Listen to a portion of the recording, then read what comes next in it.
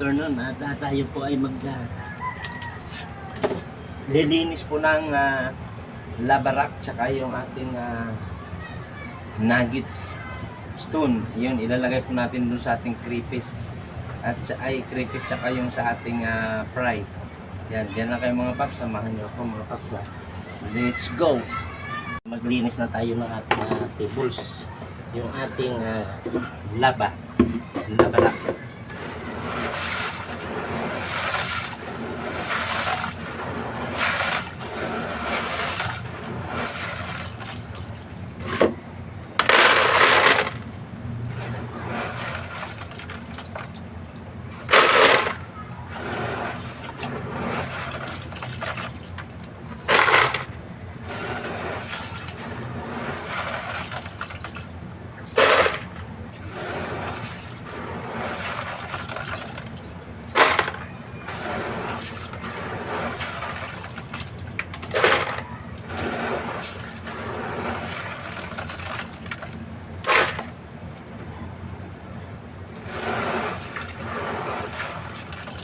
Tapos ito yung nilalagay natin sa ating aquarium, yung ating labarak.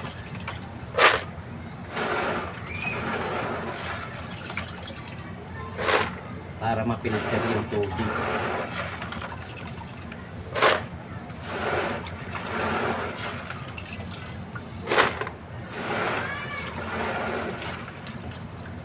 Hugasan natin ito paps ng mga 3 beses.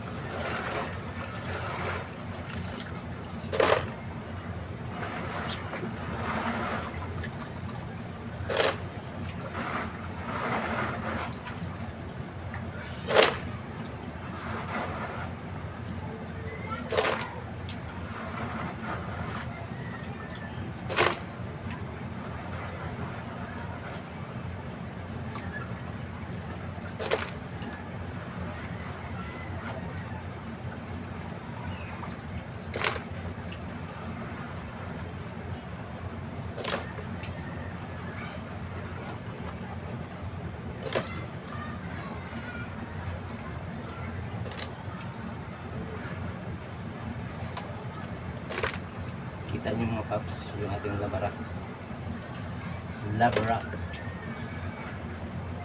Hindi labalame labarak.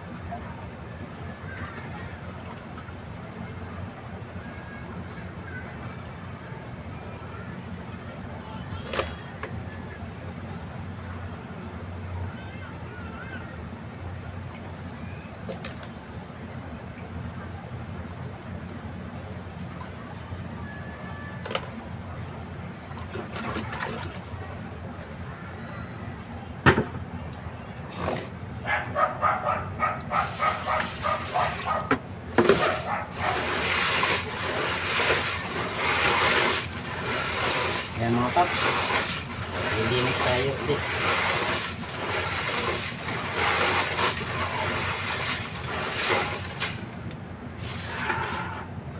Titingnan natin mga paps yung malinis na malinis.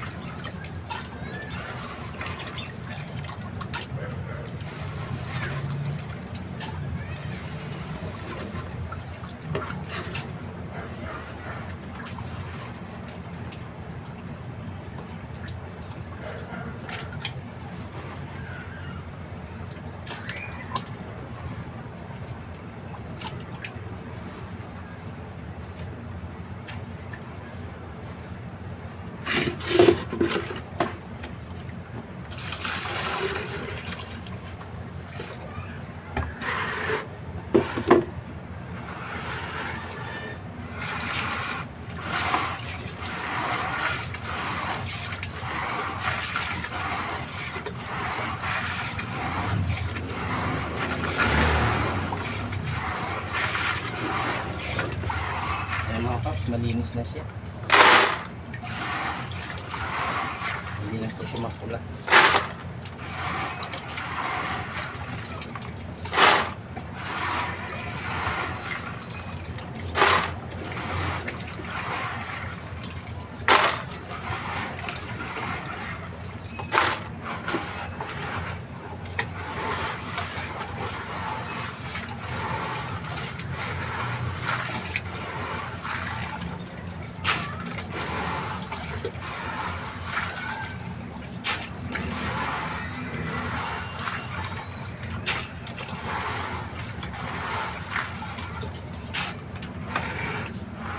Banlawan pa natin mga paps ng isa pa. Mga paps, yung ating crayfish dun sa taas, aalisin po natin dahil mayroon ta ilalagay po na panibagong isda. Yung nandyan po, ililipat po natin dun sa pangalawa. Ipagsama po natin yung isa at yung dalawa para magsama-sama na po sila. Yan, lalagyan po natin ng tubig. Diyan lang kayo mga paps.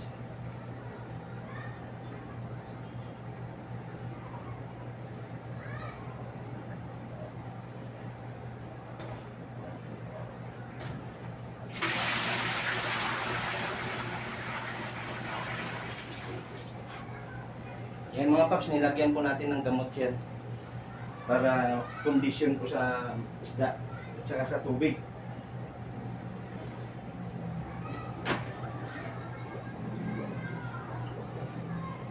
Mga paps, yung ating labarak tsaka yung tawag dito, yung nuggets pinagsama po natin para magkaroon naman po ng ibang kulay po yung kanilang labarak.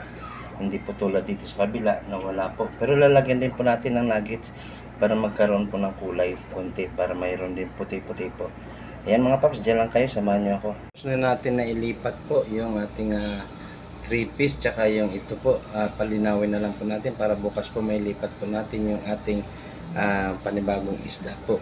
Andito na po yung ating crayfish, yan, dyan na po sila. Ayan. Nilipat na po natin. Yan, sama-sama na po yung tatlong crayfish po.